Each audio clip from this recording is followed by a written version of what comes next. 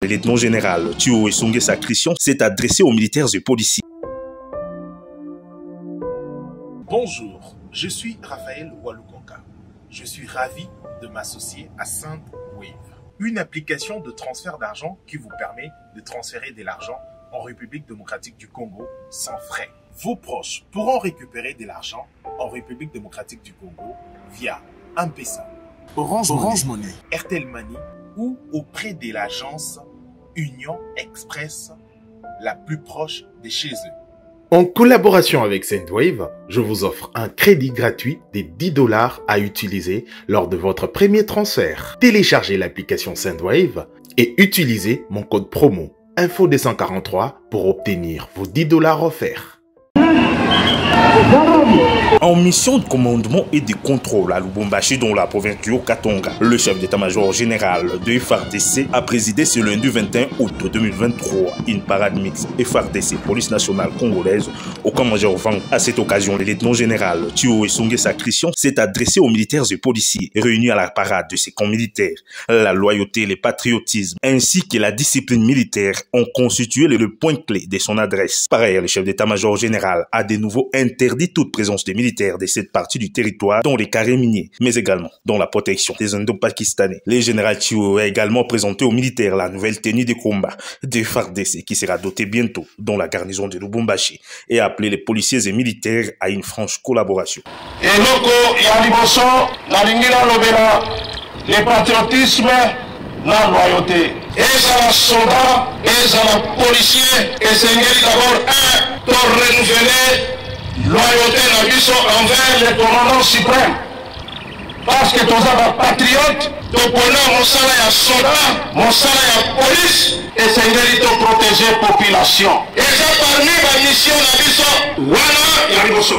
Yamibane, la lingina robera makambetali discipline. L'auditorat militaire, Azawana, le corps fingu, ya commandant, ce qui commandant, au moni soldat, indiscipliné, opinion na unité, au moni que, Azole Kisaka, ba owana soki bokangi, kende kotika bangona auditorat militaire. Na lingite soki na kei, simanangai, na yokao, ba soda bazana mine. Botik na mine, la police de mine. Totosa teni owana bolati eza ya mokonzi ya mboka atindi mutu moko te na karemini bolongo la basoda na bino na bamine. Un défilé militaire a sanctionné cette causerie morale.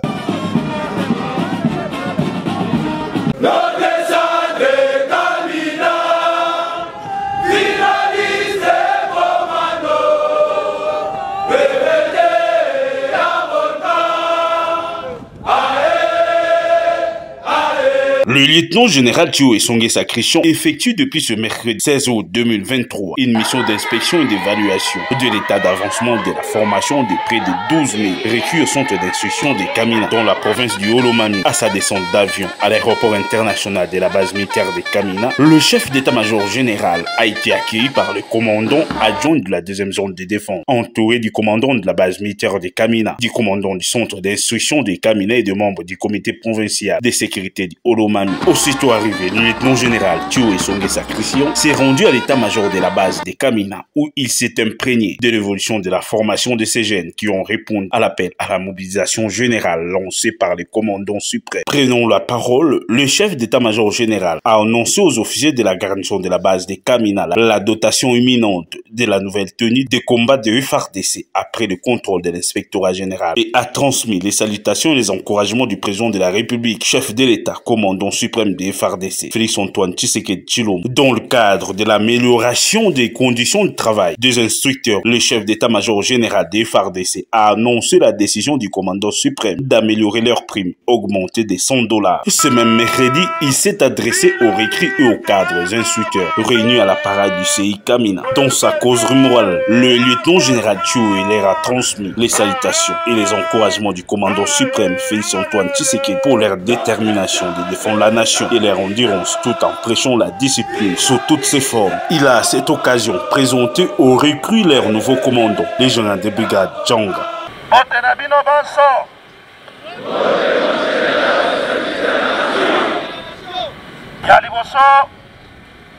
nalingi nakomisa mbote ya mokonzi ya mboka commandant suprême Yamampinga Nabiso, le président de la République, chef de l'État, Félix Antoine Tshisekedi Chilombo, Atindeli Binobote, première fois Nayaki,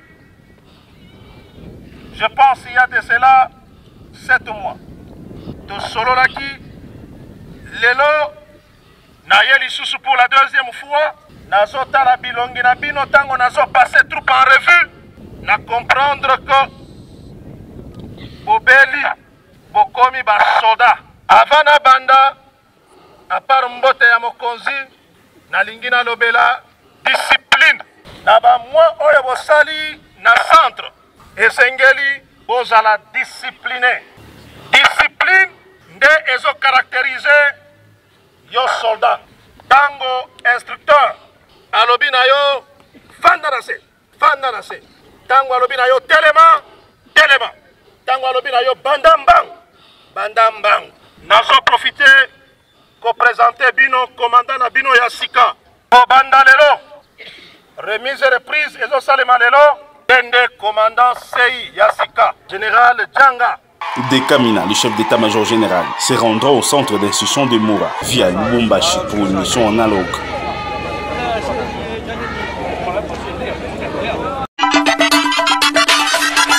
Info 243 au cœur de l'actualité.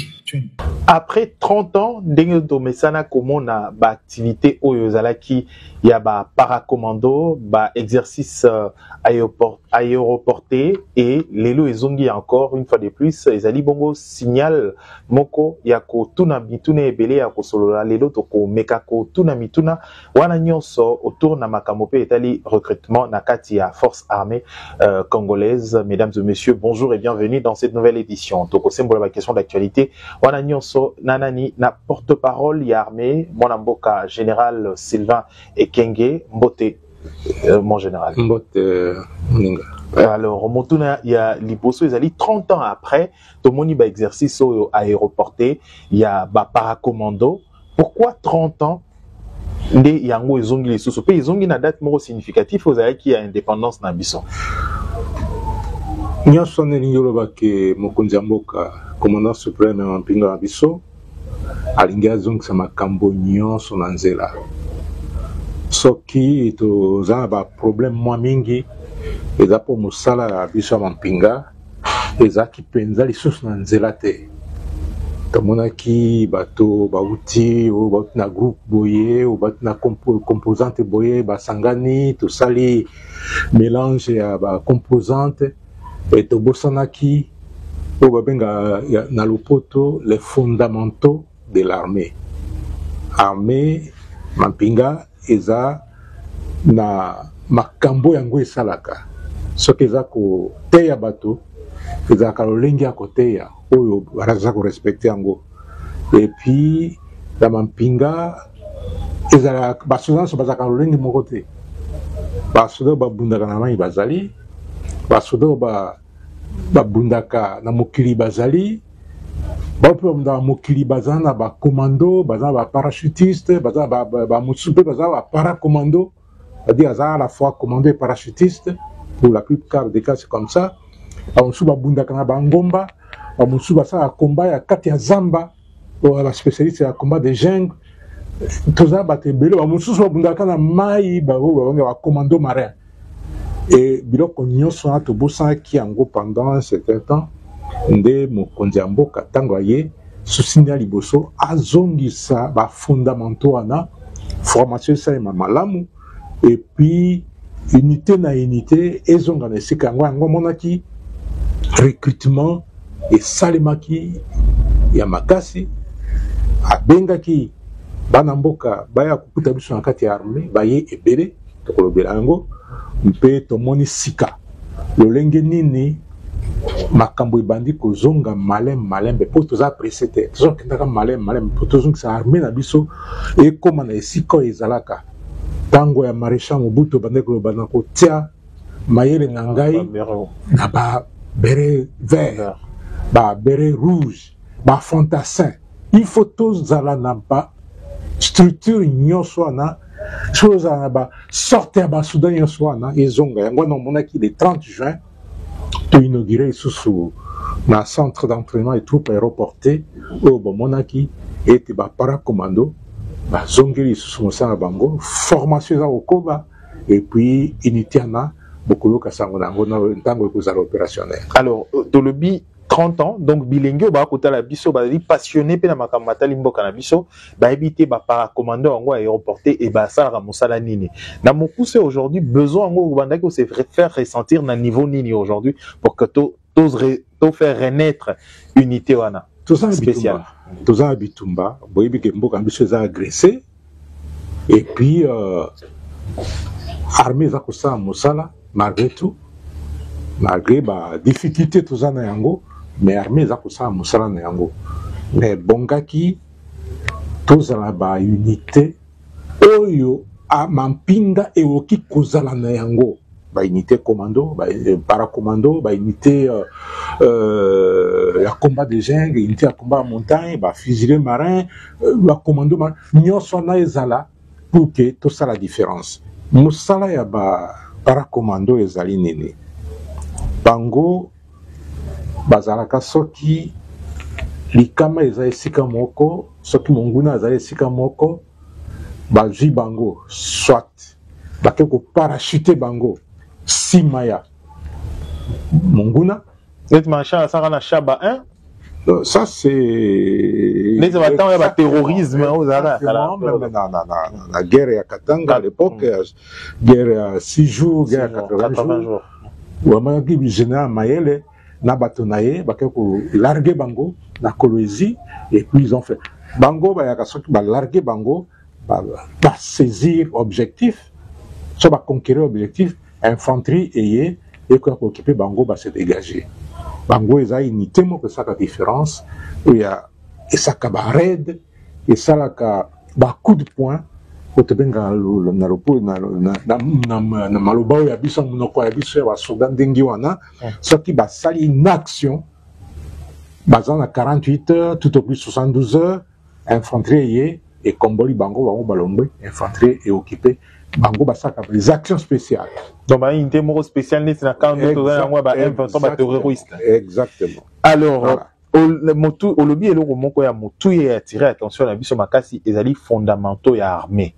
Quels sont les fondamentaux ya armée motu na yango de façon superficielle? Armée ezali lokola train etamboaka likolo ya rail soko olongoli kaka eteni moko ya rail esi train esali accident esali déraillement.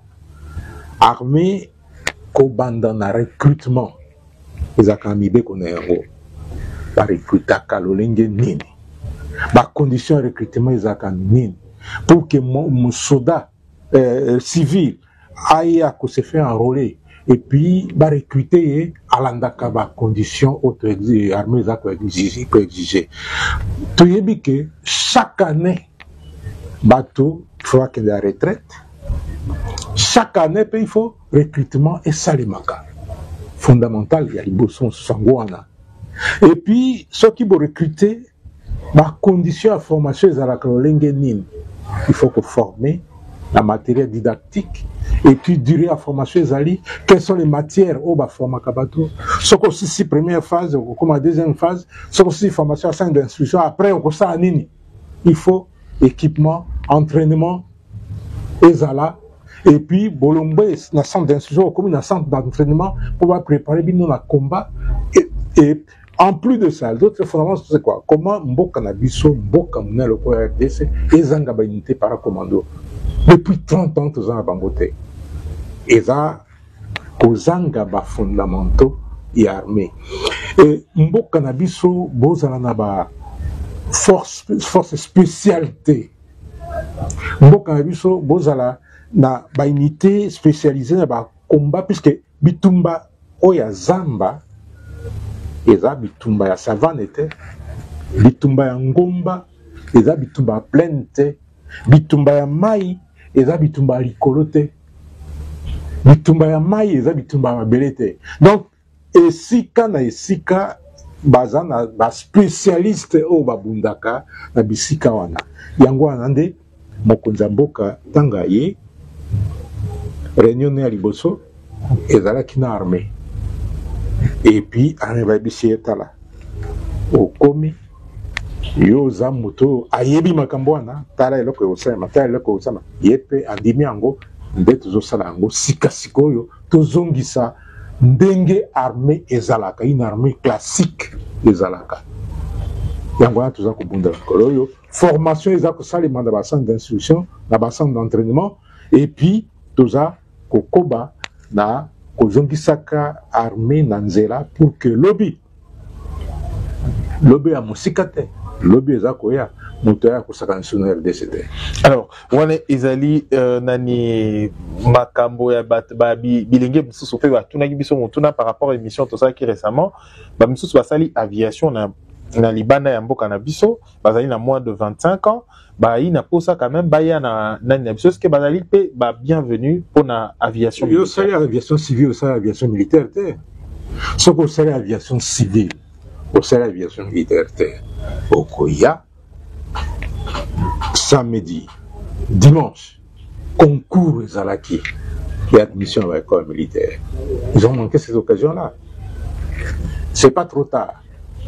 Force aérienne peut recruter.